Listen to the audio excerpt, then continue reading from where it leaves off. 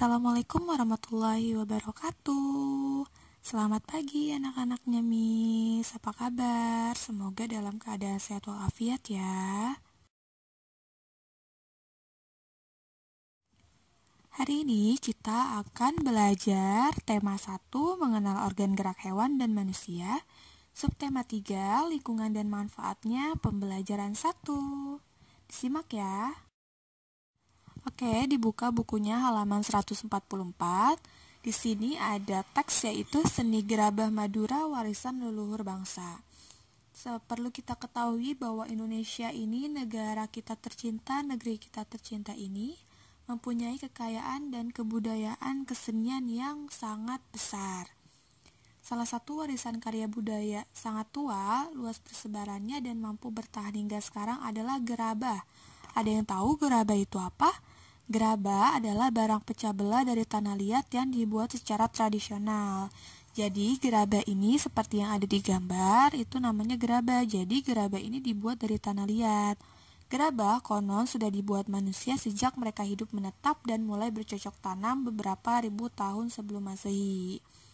Jadi gerabah ini sudah sangat kental dengan negeri kita tercinta karena merupakan warisan karya budaya bagi bangsa Indonesia. Oke, salah satu kota yang ada di Indonesia yaitu Madura sebagai pembuatan gerabah. Jadi gerabah ini di Madura itu sejenis tanah liat yang berwarna kuning dengan pasir halus. Tanah liat hitam juga bisa digunakan, tetapi kualitasnya itu kurang baik.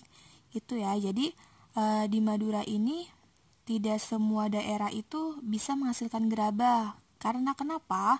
Karena tidak semua wilayah Madura memiliki struktur tanah liat yang dapat dijadikan sebagai bahan dasar pembuatan gerabah. Jadi tanah liat di Madura ini, di daerah Madura ini tidak semuanya bisa digunakan untuk pembuatan gerabah. Hanya di daerah-daerah tertentu yang ada di Madura. Para pengrajin gerabah Madura masih menggunakan peralatan tradisional yang tidak jauh berbeda dengan yang sudah digunakan pada zaman prasejarah. Peralatannya itu ada kayu bulat atau penggiling berguna untuk membuat lempengan. Seperti yang ada di gambar ya, itu untuk menggiling. Oke, alat-alat khusus selanjutnya yaitu ada meja putar yang berguna untuk membuat tanah liat berbentuk lingkaran atau silinder. Jadi, menggunakan meja putarnya itu diputar-putar menggunakan tangan sehingga lingkarannya itu atau bentuk bendanya itu menjadi sempurna. Kemudian ada tali pemotong yang berguna untuk memotong atau mengambil tanah liat yang masih basah dari meja bundar. Jadi seperti keterangan di gambar, tali potong itu untuk mengambil sisa-sisa tanah liat yang masih basah di meja bundar. Kemudian ada cetakan.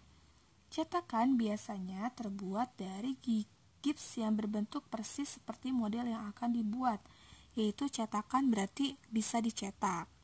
Seperti itu ya. Selanjutnya ada butsir. Butsir berguna untuk membentuk pembentukan tanah liat, itu dinamakan dengan butsir. Kemudian pisau pahat itu berguna untuk membuat dekorasi pada keramik. Kemudian ada sudip, berguna untuk membuat hiasan saat gerabah masih basah. Kemudian ada tungku pembakaran yang berguna untuk membakar gerabah yang sudah kering. Kerajinan gerabah merupakan salah satu cara melestarikan warisan budaya yang telah turun-menurun. Jadi, dengan adanya kerajinan gerabah ini kita harus melestarikan supaya kerajinan gerabah ini tidak punah dimakan zaman. Oke, selanjutnya ada latihan. Dari teks ide pokok teks dari Seni Gerabah Madura Warisan Leluhur Bangsa bisa kalian baca kembali di halaman 144. Nanti kalian menentukan ide pokok dari paragraf setiap paragraf yang ada di teks tersebut. Tetapi Miss hanya meminta 2 ide pokok paragraf ke-1 dan ke-2 saja, oke? Cukup sekian penjelasan dari Miss.